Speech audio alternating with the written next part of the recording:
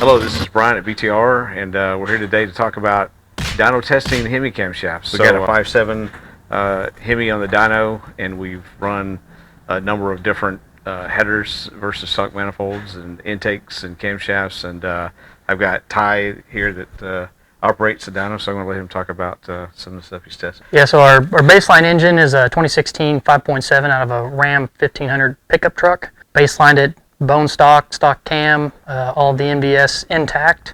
Tested it with a stock 5.7 intake manifold. We're using a Holley Terminator X Max to control the engine. It's utilizing VVT and the short runner valve control.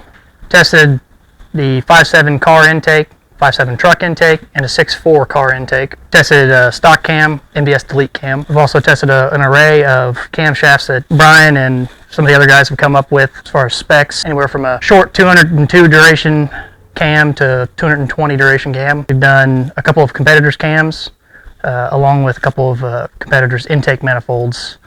Probably coming up on close to 100 dyno pulls on this engine with this first session of testing. On top of all the dyno testing, every cam that we've tested has come through, and we've checked to verify that the specs on each cam that we get into testing is accurate to the cam card that's in the box. Here shortly we've got an engine out right now to get some machine work done to it to prep it as a Spintron engine. We will test every single cam that we test in the dyno in a Spintron as well. So we'll be able to overlay all that data and see if one cam makes good power but less stability, and we would like to get a good mixture of both. Yeah, because you can have a cam that makes a lot of power that's awful in the Spintron, and we know that that's going to damage parts in the real world. So obviously you have to know what the power production is, but you also have to know how stable it is on the Spintron, how abusive it's going to be to the engine in operation.